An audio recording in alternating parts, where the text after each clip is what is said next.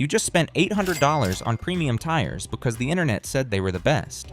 3 months later, your steering goes light in the rain, or that highway drone starts at 55 and never stops. Or you're back at the shop wondering why 22,000 miles destroyed tread rated for 50. Mechanics see this every week. Customers choosing wrong, not bad, just wrong for what they actually drive. This countdown reveals the 10 brands that come back with regret, and the specific traps that catch even smart buyers. Let's start where most people assume they're safe. Number 10, Michelin. You paid premium because Michelin is supposed to be the gold standard. The tire that car magazines worship and every luxury brand fits at the factory. Then 6 months in, something feels off. The steering isn't as sharp as it was, or the ride that felt perfect on your friend's identical car somehow feels harsher on yours. You check the model, check the size, everything matches. What you didn't know is that Michelin tunes different versions of the same tire for different automakers, and the replacement you bought isn't the one your car was designed around. This is the OE-specific tuning trap that catches people who think Michelin is Michelin is Michelin. When your BMW came from the factory, it likely had Pilot Sport tires engineered specifically for that chassis, that weight distribution, that suspension calibration. The compound is slightly different. The internal structure varies. Even the tread pattern might have subtle changes. When you buy the same model name at a tire shop, you're getting the generic retail version, and your car knows the difference immediately. The steering response changes. The ride quality shifts. It's not broken, it's just not calibrated for your specific vehicle anymore. Mechanics see this constantly with German cars especially. Customers complain the replacement Michelins don't feel like the originals, and they're right. The original equipment partnership tires are genuinely different from the retail versions wearing the same name. You paid premium prices assuming you were getting premium performance, but what you actually got was a one-size-fits-most version that your car wasn't tuned for. The tire itself is high quality. The problem is the expectation gap between what your vehicle was calibrated around and what you actually mounted. This happens because Michelin works directly with automakers during vehicle development, creating bespoke versions optimized for specific models. Those partnerships are lucrative, so Michelin maintains separate manufacturing specs for OE tires versus retail. You can't always buy the exact factory tire at a retail shop. Even if the name matches, the construction differs enough that the driving experience changes. For daily driving, you might not notice. For spirited driving or long highway runs, the difference becomes obvious. Here's where it matters most: performance cars and luxury sedans where suspension tuning is tight and tire feedback is critical. If you're replacing Michelins on a sports car or premium sedan, you're better off either finding the exact OE part number or accepting that switching to another brand entirely might give more predictable results than buying a retail Michelin that doesn't match what the car expects. It works when you know you're buying the retail version and set expectations accordingly. Premium doesn't mean universal, and the next brand proves that technology can trap you. Number 9. Bridgestone. The low tire pressure light comes on. You pull over, expecting a slow leak. The tire looks fine, holds air, no visible damage. But your car has run flats, and that warning isn't about pressure, it's about structure. The sidewall took a hit from a pothole you barely felt, and now the internal reinforcement is compromised. You're about to learn that run flat convenience comes with a repair bill that makes conventional tires look cheap. This is the run flat trap that catches buyers who prioritize not changing tires roadside over long-term cost and ride quality. Bridgestone makes excellent run flats, among the best available. The problem isn't quality. It's that run flat technology itself is a compromise that most drivers don't actually need once they understand what they're trading. The reinforced sidewalls that let you drive 50 miles on zero pressure also make the tire heavier, stiffer, and significantly more expensive to replace. And you can't repair them the same way as conventional tires. Here's what happens in real driving. You hit a pothole, which is inevitable in most American cities. A conventional tire might develop a small bulge or slow leak, often repairable for under $40. A run flat might show no immediate damage, but the internal structure that provides the run flat capability gets compromised. Tire shops can't easily inspect this internal damage, so the safe recommendation is full replacement. That's $250 to $400 per tire versus a $30 patch. The ride quality difference is what surprises people most. Run flats feel harsher over bumps because those reinforced sidewalls don't flex as much as conventional tires. Every expansion joint, every rough patch of highway transmits more impact into the cabin. People buying luxury cars specifically for smooth rides end up with tire-induced harshness they didn't expect. The BMW or Mercedes they bought was supposed to isolate them from road imperfections, but the run flats undermine that comfort. Mechanics see customers who spec'd run flats on their order sheet because it seems smart, then spend the warranty period complaining about ride quality. The solution involves switching to conventional tires, which means buying a spare tire kit or inflator, negating the convenience advantage that justified run flats originally. You're not saving money or gaining comfort, you're paying extra for peace of mind you'll probably never need. Here's the reality. If you live in an area with cell service, roadside assistance, and reasonable response times, run flats solve a problem that modern infrastructure already handles better. They work when you frequently drive through areas with zero cell coverage and genuinely need the ability to limp to safety. For suburban and urban drivers, they're expensive insurance against an increasingly rare problem. Run flats limit choice, but wet weather is where comfort costs traction. Number 8. Goodyear. It was supposed to feel safe when the roads got slick, but the rain came down heavier than expected, and your steering went light on the highway. Not completely loose, just vague enough to make you nervous. You're gripping tighter, slowing down, wondering if you should pull over. The forecast said light showers, so you kept going. Now you're learning that comfort-focused all-season tires have a wet weather ceiling you just found. This is the comfort over traction trade-off that catches buyers who prioritize quiet highway cruising over rainy day confidence. Goodyear offers multiple all-season lines, and some lean heavily toward comfort and low noise at the expense of wet grip limits. The tread compound is formulated to roll quietly and wear evenly over 60,000 miles, which sounds great until hydroplaning resistance suffers. The tread pattern might look aggressive in photos, but the shallow siping and wider contact patch sacrifice water evacuation for dry road comfort. Here's how it shows up in real use. Dry pavement feels planted. The tires are quiet, smooth, confidence-inspiring. Then you hit standing water at 65 miles per hour during a summer storm, and the nose goes light. It's not dramatic enough to spin you out, but it's unsettling enough to make you question whether you should have bought different tires. Mechanics see this with models like Assurance Comfort Drive and similar lines designed for long highway commutes where noise and comfort dominate priorities. The compound itself contributes to the problem. Softer compounds generally provide better wet grip because they conform to road texture even when covered in water. But soft compounds wear faster, so comfort-focused tires use harder compounds that last longer but don't bite as aggressively in wet conditions. You're getting 60,000 miles of tread life and a lot of the library quiet highway cruising, but when the skies open up, you're using more of the tire's performance envelope than drivers realize. The data backs this up when you dig into tire testing. Some Goodyear comfort models test fine in moderate rain but fall off in heavy downpours or deep standing water where hydroplaning resistance matters most. They're not dangerous in normal conditions, but they have less margin for error than wet-focused competitors at similar prices.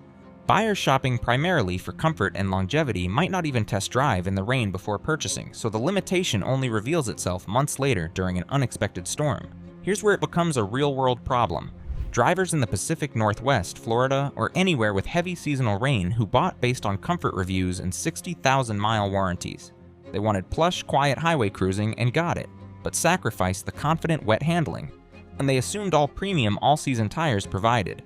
It works when you live in dry climates with occasional light rain, where comfort and longevity matter more than extreme wet weather capability. Before we move on, consider subscribing if you like practical car advice. We focus on real-world fixes, ownership truths, and helping drivers avoid unnecessary stress and wasted money everyday repairs. Number 7. Pirelli. You thought you were getting performance rubber that would transform your car's handling, and on dry summer roads, you were right. The grip is incredible, turn-in is sharp, feedback is immediate. Then October hits, and temperatures drop into the 40s, and suddenly your performance sedan feels sketchy leaving the driveway. The compound that gripped so well at 75 degrees is hard as plastic at 45, and you're discovering that summer tires are called summer tires for a reason. This is the year-round summer tire trap that catches enthusiasts who prioritize dry performance over seasonal reality. Pirelli makes phenomenal summer performance tires, legitimately among the best available for track days and spirited driving. The problem is buyers mounting them on daily drivers in climates where temperatures drop below 50 degrees for months at a time. The tire compound is engineered to reach optimal grip at warm temperatures, which means it stays hard and slick when cold. What felt like race car grip in July feels dangerously loose in November. Here's what happens in daily use. You bought P0 or Cinturato P7 because reviews praised their dry handling and steering response.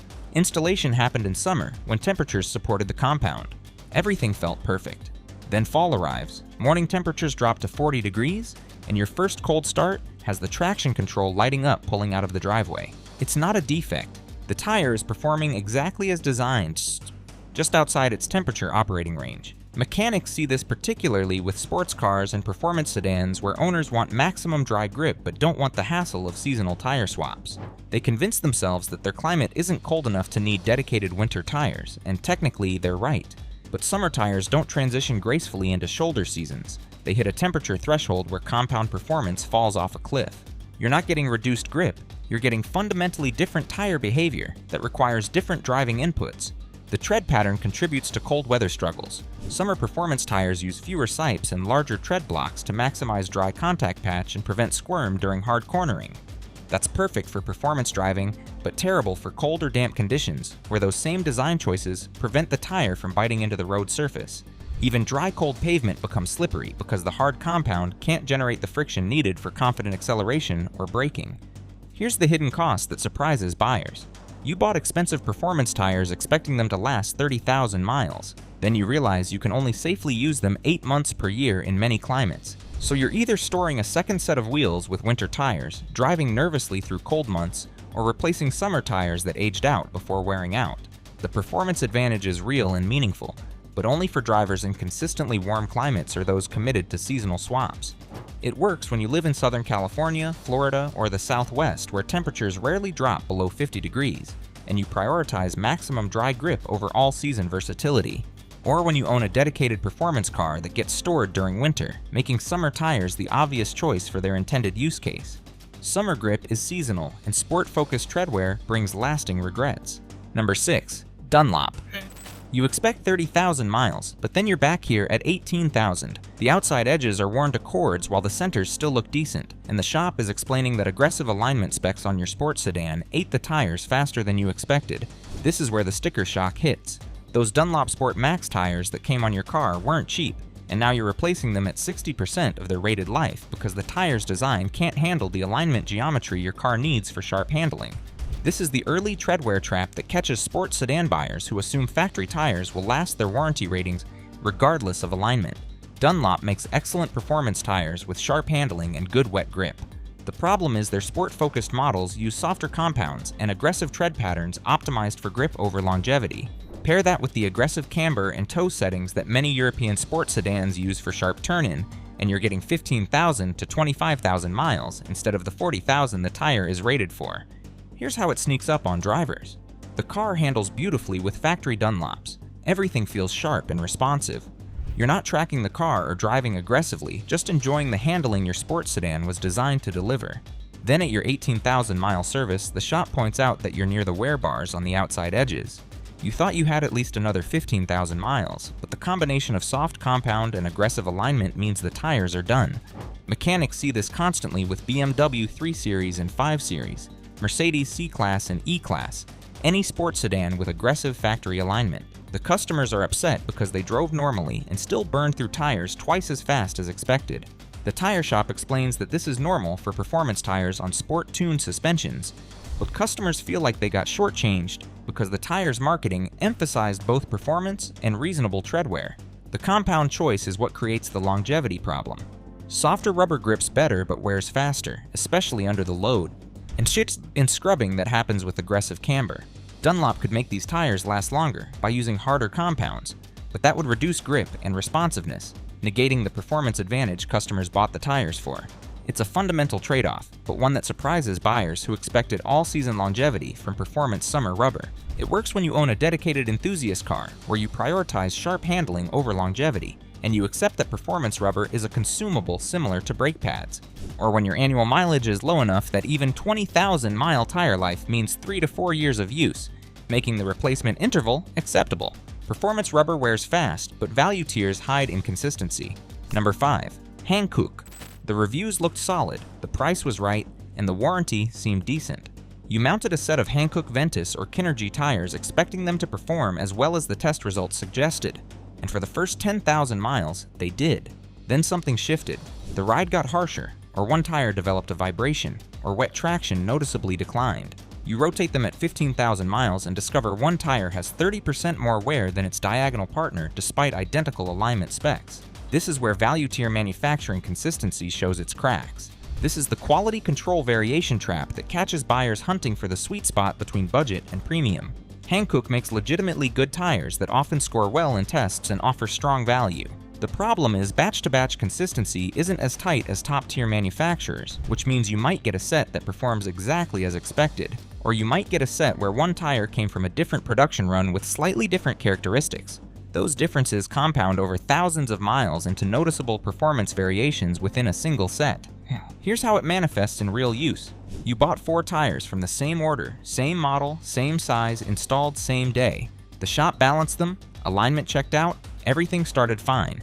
Then at 12,000 miles, one tire is wearing significantly faster than the others despite rotating on schedule, where 2 tires feel smooth, while the other 2 develop a harmonic vibration that rebalancing doesn't fix. It's subtle enough that you question whether you're imagining it, but persistent enough to be annoying. Mechanics see this more with value brands than premium manufacturers because manufacturing tolerances are slightly looser to hit lower price points. Premium brands like Michelin and Continental have tighter quality control, meaning tire-to-tire variation within a set is minimal. Value brands like Hankook have wider acceptable tolerance ranges, so occasionally a tire at the edge of spec gets paired with 3 that are centered, creating the mismatch that causes premature wear or vibration. The warranty doesn't always help because the variation falls within acceptable manufacturing tolerances. The tire isn't defective enough to warrant replacement under warranty, but it's different enough from its siblings to create noticeable issues. You're stuck either living with the problem or replacing the outlier tire at your expense, which negates some of the value savings that justified choosing Hankook originally. The data shows Hankook has improved significantly in recent years, with their newer lines showing better consistency than older models. But the reputation for occasional quality lottery remains among mechanics who've seen enough problem sets to be cautious. When value-focused customers ask for recommendations, shops often steer toward Hankook for tight budgets, but with the caveat that 90% of sets perform great, while 10% develop quirks that premium brands avoid through tighter manufacturing control. It works when you're buying for a vehicle you plan to drive under 30,000 miles total, where any manufacturing inconsistency won't compound into major problems, or when your budget absolutely caps below premium pricing and you're willing to accept slightly more risk for significant cost savings. Value brings risk, and aggressive tread brings highway drone. Number 4, Yokohama. The first 5,000 miles were quiet, and you congratulated yourself on finding performance tires that didn't roar like mud terrains. Then somewhere around 8,000 miles, a faint hum appeared at highway speeds. By 12,000 miles, it's loud enough that you're turning up the radio to drown it out. By 20,000 miles, you're actively researching replacement tires because the drone at 65 miles per hour is making long drives fatiguing.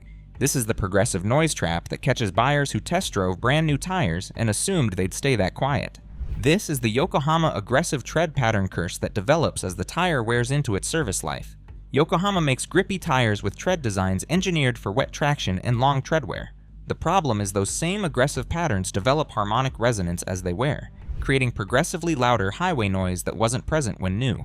The tire is performing fine, wet grip remains strong, tread depth is adequate, but the noise is growing relentlessly, making highway driving unpleasant. Here's what causes the problem. Yokohama often uses aggressive void ratios and deep sipes to maximize wet performance and snow traction. When the tires are new and tread is full, the pattern is stiff enough to maintain shape at speed. As the tread wears down, the remaining rubber becomes more flexible, allowing the tread blocks to vibrate more freely as they hit the road. That vibration creates noise frequencies that resonate through the tire structure into the cabin, particularly at specific speeds where harmonics align. Mechanics hear about this constantly with models like Geolandar AT and Avid Ascend. Customers swear the tires were quiet initially and have gotten progressively louder. The shop verifies tread depth is fine, rotation happened on schedule, no unusual wear patterns. The noise is just inherent to how these treads age. It's not a defect, it's a design characteristic that reveals itself over time. The specific frequency and width on volume depend on vehicle type and sound insulation. SUVs and trucks with less sound didn't deadening notice it more than luxury sedans with double-pane glass and acoustic lamination. But even well-insulated cabins can't fully mask the hum once it develops, especially on long highway drives, where the consistent drone becomes hypnotic and fatiguing. Road trips that were previously comfortable now require regular brakes to escape the noise. It works when you primarily drive short distances where highway drone doesn't accumulate into fatigue, or when your vehicle already has significant road noise from other sources, making tire noise a marginal addition rather than a standout annoyance, or when you replace tires more frequently for other reasons and never reach the mileage where noise development becomes problematic. Progressive noise fatigues, and eco-focus sacrifices wet weather confidence. Number 3. Continental, you bought the tires for their efficiency ratings, expecting improved gas mileage and good all-season performance. The first few tanks confirmed better fuel economy, and you felt smart for choosing Eco Plus or Pure Contact models. Then the first heavy rain hit, and you felt the steering go vague in standing water on the highway. Not dangerously loose, just less confident than you expected from a premium German brand. You're learning that fuel-efficient tires achieve low rolling resistance partly by compromising wet traction in ways the tire tests didn't emphasize. This is the eco-tire wet-weather trade-off that catches efficiency-focused buyers who assume Continental's reputation covers all bases. Continental makes excellent tires across multiple categories, but their economy-focused lines prioritize low rolling resistance and long tread wear over aggressive wet performance. The compound is harder to reduce energy loss, and the tread pattern uses shallower grooves to maximize contact patch and minimize noise. Those design choices deliver the fuel economy they promise but reduce hydroplaning resistance and wet grip limits. Here's how it shows up in real driving. Dry pavement feels fine. The tires roll smoothly, highway noise is low, and you're genuinely seeing 5 to 7% better fuel economy than the tires you replaced. Then you encounter standing water at speed, and the front end feels floaty. Or you brake hard on wet pavement and ABS kicks in earlier than expected. The tire isn't failing catastrophically, but it's using more of its performance envelope in conditions where wet-focused tires would have margin to spare. Mechanics see customers who specifically chose Continental for their German engineering reputation, expecting across-the-board excellence. When those customers return, confused about why their premium tires feel nervous in the rain, the conversation gets awkward. The tires are performing as designed, meeting their efficiency targets while delivering acceptable wet performance. But acceptable isn't confidence-inspiring when you're hydroplaning on a highway in a storm. And the testing data reveals the trade-off when you compare wet braking distances and hydroplaning resistance. Eco-focused Continentals typically test 5 to 10% longer stopping distances on wet pavement compared to Continental's wet-focused lines like Extreme Contact. In dry conditions, they're nearly identical. The difference only appears when water adds the complication that harder compounds struggle to overcome. Eco compounds dry out wet grip, and all-season promises become 3-season reality. Number 2. Firestone. The salesperson said all season, and you assumed that meant all seasons. Snow flurries appeared in November, and you figured you'd be fine for your 20-mile commute. Then temperatures dropped into the 20s. Real snow accumulated to 2 inches, and you're crawling at 30 miles per hour on the highway while wondering why your Firestone destination or weather grip tires that were supposed to handle light snow feel so sketchy. You're learning that all season really means 3-season, and winter is the season these tires politely decline. This is the all-season false confidence trap that catches drivers in transitional climates who expected their tires to handle occasional snow without switching to dedicated winter rubber. Firestone makes solid all-season tires that perform well in rain and deliver decent tread wear. The problem is their cold weather and snow performance falls off noticeably below 40 degrees, leaving drivers unprepared for winter weather they thought their all-season tires would handle adequately. Here's what happens in real use. You live in a region that gets 5 to 10 snow events per winter, nothing severe enough to justify storing and swapping winter tires. Your Firestones handle fall and spring rain well, and marketing materials showed them in snowy conditions, so you assumed light snow was covered. Then the first real snowfall hits, temperatures drop to 25 degrees, and you're white-knuckling it to work because the tires that felt planted last week feel like hockey pucks on ice. Mechanics see this every first snowfall. Customers pull in asking if something's wrong with their tires because they're sliding more than expected in snow. The shop checks tread depth and condition, finding nothing wrong. The tires are simply performing as designed, which is to say poorly in temperatures and conditions where the all-season compound can't remain flexible enough to bite into snow or grip cold pavement effectively. The compound chemistry is what creates the limitation. Tire rubber needs to stay flexible to conform to surface irregularities and generate grip. Summer compounds stay flexible at high temps but harden below 45 degrees. Winter compounds remain flexible down to -20 but overheat and wear quickly in summer. All-season compounds split the difference, staying reasonably flexible from 40 to 90 degrees, but struggling outside that range. Firestone's all-season compounds lean towards summer performance, meaning they hit their flexibility limit at warmer temperatures than cold-focused all-seasons from other brands. The tread pattern contributes to snow struggles. All-season tires use shallower, less aggressive siping than dedicated winter tires, reducing their ability to bite into snow and slush. The tread blocks are larger for tread wear and handling, but those same characteristics prevent the tire from digging into loose snow. On cold, dry pavement, the hard compound can't generate the friction needed for confident acceleration and braking, even without snow as a factor. It works when you live in regions where winter means 50-degree lows with occasional rain, making dedicated winter tires overkill, and you don't face genuinely cold temperatures or significant snow accumulation, or when you have the flexibility to work from home during the 3 to 5 days per year when snow makes your all-seasons inadequate. All-season gaps show in winter, and store exclusives hide inconsistent sourcing. Number 1. General Tire.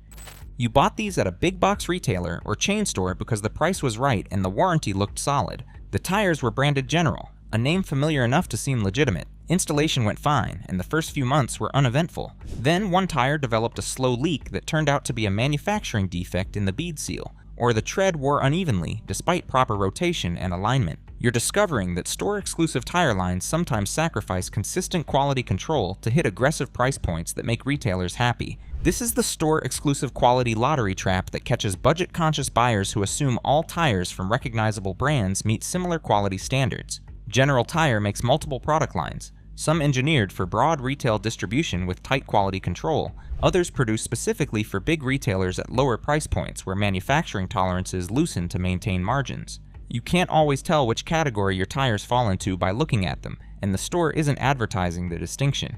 Here's how it manifests in daily driving. Your set of 4 General Altimax or Grabber tires might perform flawlessly for 40,000 miles. Or you might get a set where one tire develops a vibration that rebalancing won't fix, caused by slight internal construction inconsistencies. Or tread wear happens faster than warranted, but when you try to claim the warranty, you discover the specific product line you bought has restrictions or shortened coverage compared to General's premium lines. Mechanics see this pattern with any brand that produces store-exclusive versions alongside their regular retail lines. The store-exclusive models aren't necessarily bad, but they're engineered to a price point where subtle cost cuts happen in manufacturing processes, quality control sampling rates, and warranty coverage. Those cuts don't affect every tire, but they increase the odds of getting a problem tire within your set of 4. The manufacturing inconsistency is what frustrates mechanics most. They see sets that perform perfectly and sets that develop problems within 10,000 miles, both from the same model line. That unpredictability makes it hard to confidently recommend or condemn the brand, because the experience varies more than it should. Premium brands have occasional problem tires, but the rate is lower and more predictable. Store-exclusive lines from value brands have higher variability that catches budget shoppers unprepared. It works when you're buying tires for a vehicle you plan to drive under 20,000 miles total, where any quality inconsistency won't have time to compound into major problems, or when you're replacing tires on a vehicle near end of life where you just need something adequate to get through the last 18 months of ownership.